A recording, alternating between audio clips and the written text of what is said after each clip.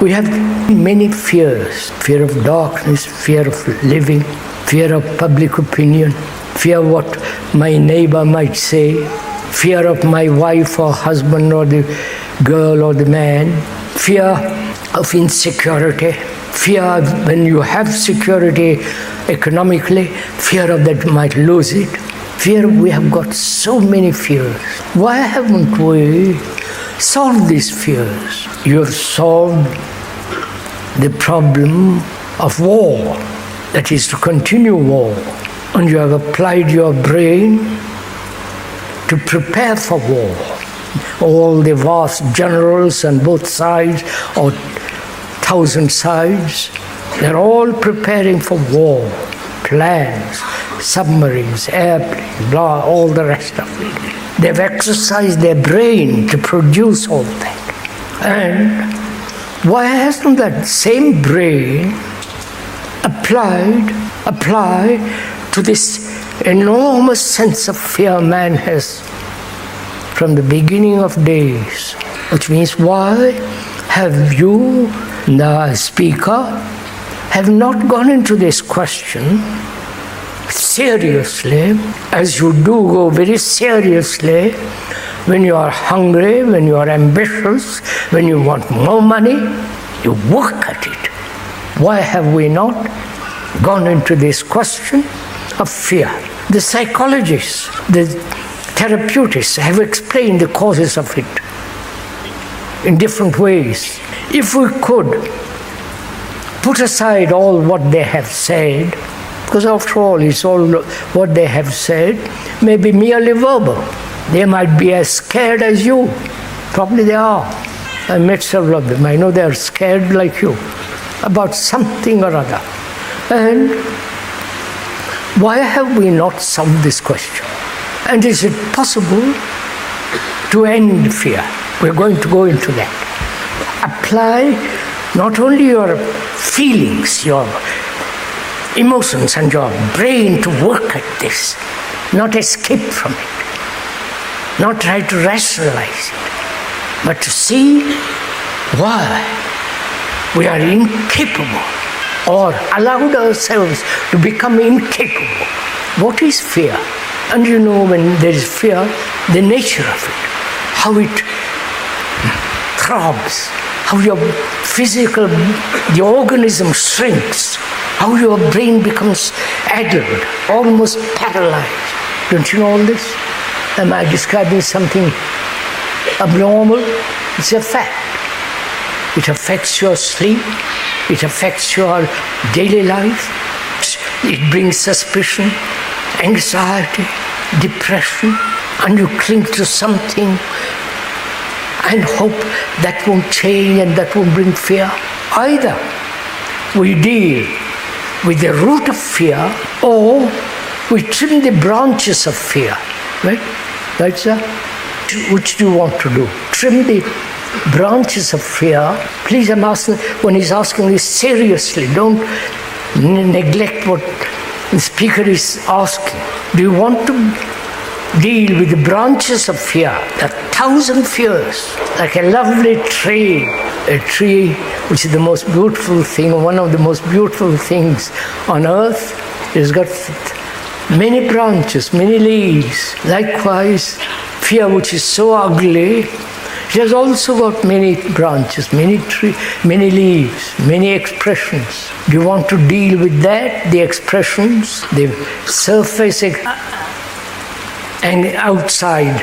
Or do we go together into the root of it? Personally, the speaker doesn't want to go into trim the branches, which is so futile.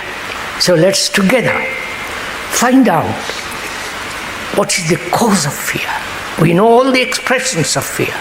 So if we can find the root of it, the expressions can wither away. So what is the cause or causation of fear? If one asks you that question, what's the cause? Would you answer it? Cause. Or do you expect someone to explain to the cause of it? The explanation is not the fact, right? You may paint a marvelous picture of the mountain, hung in all the museums of the world. But that picture is not the mountain. The word fear is not fear, right? But the word fear may evoke fear. So we are not dealing with description, with word, but the depth and the strength of fear. And we are trying to find out together. Not I explain, you accept. But together, find out for ourselves so that it is, you discover it. Therefore, it's your truth, not somebody else's truth. You can't live with someone else's truth. You can only live with truth. So what is the cause of it? The cause of it, I'll go into it. Is it thought? Is it time? Is it thought? Let's look at it. I'm living, one is living now. And thought says I might die tomorrow, or I might lose my job. I have my money in the bank, but the bank may fail. I'm all right with my wife, but she may turn to somebody tomorrow. I have printed a book, and I hope it will be a great success, which means fear. I want to be known, which is the most childish thing in the world. I want to be known. Somebody is known already much more than I am. So there is this thinking, that is, thinking I might lose, I might gain, I might be lonely. So thinking is one of the factors of fear, right? I'm all right with my friends, with my wife and my children, but I also know, I've experienced the sense of desperate loneliness. Don't you know it? A sense of deep, frightening loneliness. And I'm frightened. Have you ever examined what loneliness is, why it has its cause? Don't you have this feeling of loneliness? Am I talking something abnormal, saying something abnormal? You must all be saints. So what is this loneliness? Which causes, you understand, sir? Which causes attachment, holding on to something, however illusory, however false, however meaningless. I hold on to my wife. I hold on to my club, to my God, to my ritual, to my friends, because if I let go, I'm utterly lonely. Have you ever gone into that question? Why human beings are so frightened of loneliness? They may live with a group, they may follow some guru and all the rest of that nonsense, but strip them of all their decoration, they are what they are, lonely. Well, what is loneliness? Not to have any relationship with anything, with nature, with another, with the friend or woman or the man with whom I've lived. All that somehow has withdrawn. I'm left utterly empty, lonely. What is this feeling of utter despair? I'll explain, but the explanation is not the fact. The word is not the thing. If that becomes very clear, that the word is not the thing. You, Mr. Smith, is not Mr. Smith. The word is not you. When you say my wife or my husband, that is, you understand? I'm glad you understand that. So explanation is not the reality, the truth. So look at it, let's look at it without the word. Without the word, loneliness. Can you do it? To look at that feeling without using the word lonely or despair. Loneliness comes when all our days are spent in self-centeredness. The very activity of self-centeredness is producing loneliness, right? Because it's narrowing my whole, or the vast extraordinary existence of life into a small little me. And when one realizes that, there is that feeling, my God, how lonely I am. And to face it, to be with it completely, not move away from it. Then there is a radical change. So we must come back to this question of fear. We said thought is one of the causes of fear, obviously. I am thinking about death because I'm old man or young, or you see some hearse going by with all the flowers, horses, cars. What a civilized country this is, with all the noise of death. And I see thought is one of the causes of death, one of the causes of fear, right? Do you see this obvious fact, right? Right, sirs? No. And also, time is a factor of fear, right?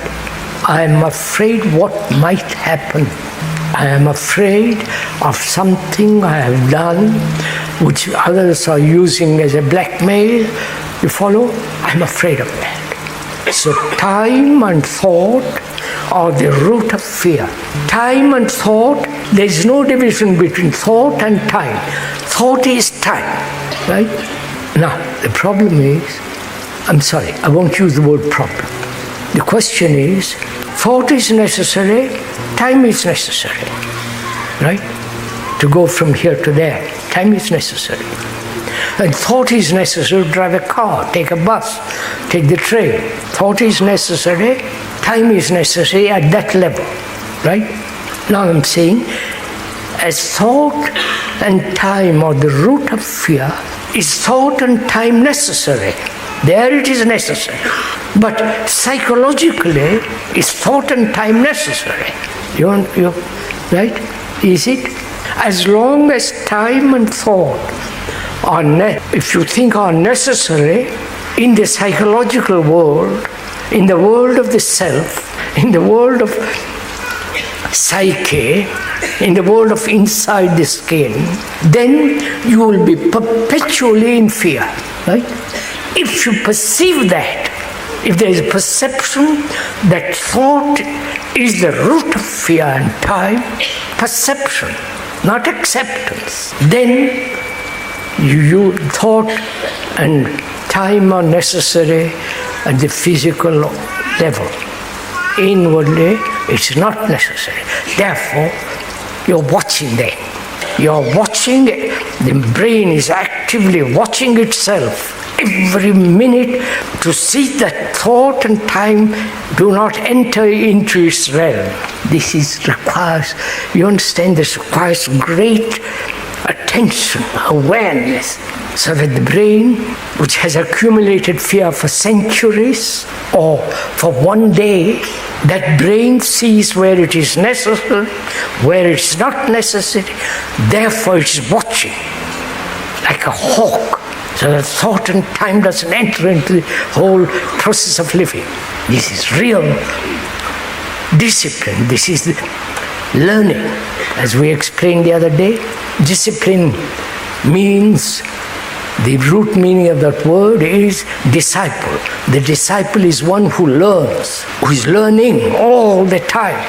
He never says, I've learned, and stays. So the brain is watching itself all the time so that it's active, so that there is no time for it to move or to change. You've understood something? It's now 11:45. Must stop. Sisters and ladies, our difficulty is we listen to a lot of things. We know a great deal. We have searched, asked, read. We have sought the advice of others. We have wandered the earth and find out what it's all about. But we never ask of ourselves. We never demand of ourselves serious, deep questions. We always ask superficial questions. And so we make our life very superficial. But if you ask questions that are demand answer from yourself, so that you exercise your brain, your feelings, your whole attention is given to that question. Then you begin to discover for yourself without being told by anybody, including this speaker. And so when there is freedom from fear, you are then. You don't want gods, you don't want anything from anybody in the world. Then you are really a free man.